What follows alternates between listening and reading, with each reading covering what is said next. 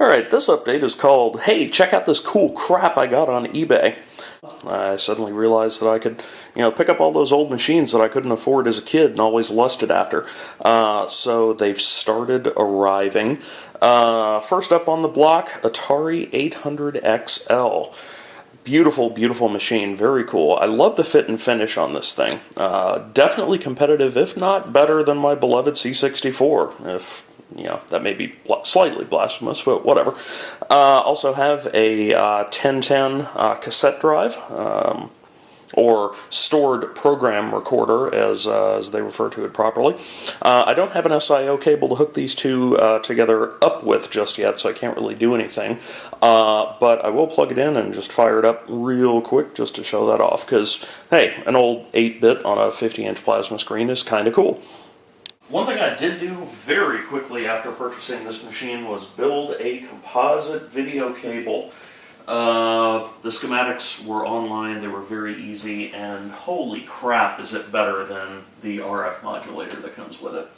So we're going to fire this thing up. There it is, runs great, don't have anything to do with it. I love the fit and finish on the keyboard. All the keys seem to work. That nice little clicky sound. Machine runs pretty well. About the only thing I can actually do with it is run the built-in self-test. So we'll hold down Option as we cold boot it, and it cranks up from the self-test in ROM. All of this happens. The memory test works. The AV test works. We can run down here and pick the AV test just so it makes some noise. Start. Isn't that nice? So that's the first thing I got, and the second thing might even be cooler than that. Okay, second machine on the block for today, and this one is really, really cool. I didn't even know this one existed.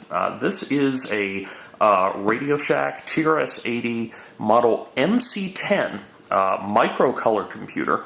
This came out in 1983, was canceled in 1984, so it didn't stick around very long. It was intended to be a competitor to small starter machines like the ZX Spectrum.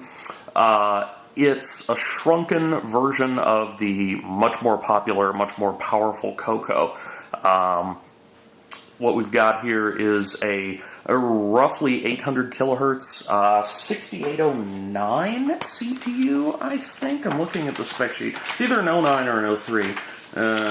It's an 03, actually, 6803. 4K of RAM out of the box, although I do have a 16K expansion bolted onto the back, so 20 whole rockin' rip-roaring K of RAM. Built-in calculator-style keyboard, RF modulator only, so there doesn't seem to be a way to get composite video out of it. Cassette for storage, and that's it, really. Pretty simple little machine. From some of the software I've seen running on it, which you can see examples of otherwise on YouTube, it's not as anemic as you would expect. I've seen some, there's a Pac-Man clone that somebody created relatively recently. There's also a pretty decent pinball game that came out for it when it was actually being sold. And for as wimpy as the machine is, it's actually not bad. Now, what is bad is the built-in BASIC. It is agonizingly slow, as you will see shortly. But the setup that I've got here, so I'm running the RF out from this thing all the way out to the TV. And then for data storage, this is a bit hilarious, but... So you'll see the gray cable here. That's the cassette cable, and that runs all the way over to my MacBook Pro running Audacity.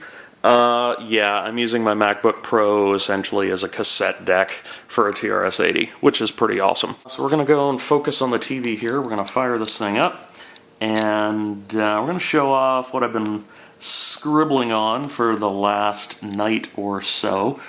So we're going to turn it on here. A little clicky. Alright. Microcolor Basic 1.0 by Microsoft. If we do a quick print mem, we have 19,526 bytes available. So what we're going to do here is load up this program I've been working on. The keyboard, I'll cut back down to the keyboard real quick. The keyboard has basic shortcut keys, which is, kind of nice. The keyboard itself isn't terrible, but there are shortcut keys for what we're doing right now specifically, such as loading something from cassette. So let's do that real quick. We're going to do a little cassette load, and then we're going to get ready to press play on the laptop. And then we're going to hit enter, and it's going to wait. We're going to press play. I guess I ought to hook this cable up here. There we go. I'm going to press play, and hopefully this will work. So it's going to say, all right, I found the program called MC Life. I wanted to do a Life implementation, and this seemed like a good excuse to do one, just to kind of feel out the basic that's on it. All right, it actually worked. Awesome. So we're going to run this. Going to come up and ask for the grid size. I told you this thing is slow. Alright, so from basic you can only access 64 by 32, 64 wide by 32 pixels high, and it's a funky character graphics kind of system. It reminds me a little bit of like the VIC maybe, or actually even the PET going back a little further. So that isn't all that bad. Iterating over and clearing the entire screen in BASIC is slow but not agonizing. But this, well, I mean, you're going to see it. I'm only going to run it with a 10 by 10 grid to start because it's not fast. So if you'll notice there, quick little reticulating splines because, yeah, I'm a Maxis nerd. So it says press any key to start. What it just did was initialize the grid to probably a pretty familiar pattern, and when you hit enter, it's going to start. And so there's a little glider. Now, it's done drawing. It's updating now. It's updating 100 cells. This is pretty slow. I mean, this isn't the most unoptimized code I've ever written. There's, a bunch of like loop short-circuiting and loop unrolling. It could I'm sure it could be made a good bit faster in BASIC, but from what I've been told, alright, there's generation 2, the glider is moving. From what I've been told, it doesn't get that much better. This machine is a lot more powerful than its BASIC would lead you to believe. So I may use this BASIC version as a template for a machine language conversion if I get really, really frisky one day. The cool thing about doing stuff in ML, or really in assembly, you can use 6803 assembler. There's the next generation. The cool thing about assembler is you can get up to, I think, about 192 or something by, well, I don't have the exact resolution here, but it's all quite a bit higher res than BASIC allows you to address.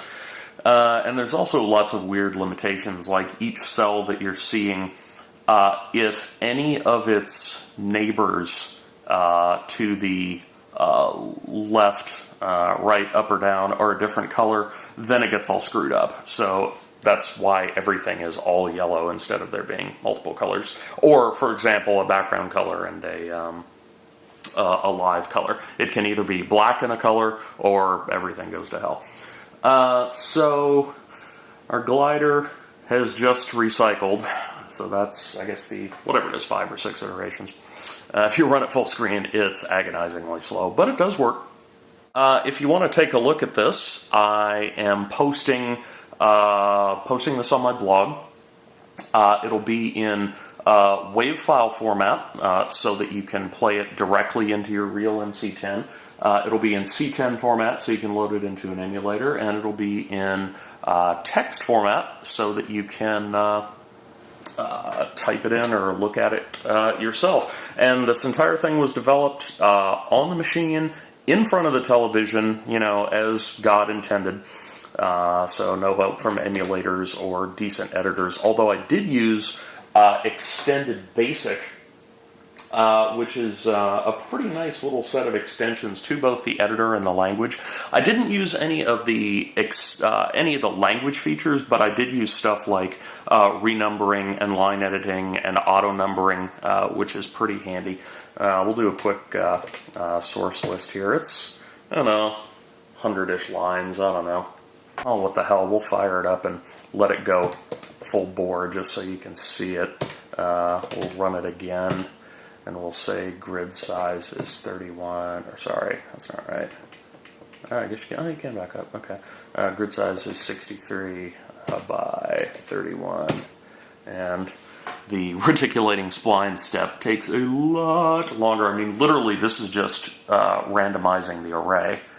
So randomizing those, 2,400 cells, or sorry, 2048 cells, takes that long. So this is not fast. So now we're going to draw the whole screen. Oh wait, no, it's still rigged to draw the glider. Actually, tell you what, let's change it so it randomizes. That was still... See, actually, that's how long it took just to zero the array, so that's even worse. But I'll go in and rig it to randomize the array. That's just a different jump.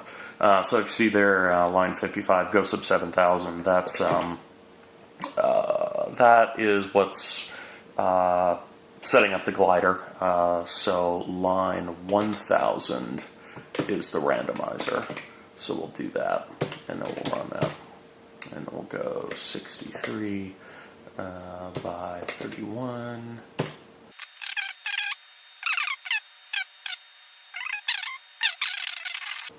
Okay, now it's knitted, and now it's going to draw. So there's our randomized cell grid at 64 by 32. And I'm not going to make you wait for a first generation, because it will probably take, I haven't timed it, but probably 10 minutes or so. So yeah, but anyway. You'll also notice that the pixels are taller than they are wide, so that makes some of the traditional patterns look a little odd, but anyway. Just for fun, I ran the program in an emulator for a simulated 16 hours, and then sped up the results into this 10-second clip. Hooray, it works!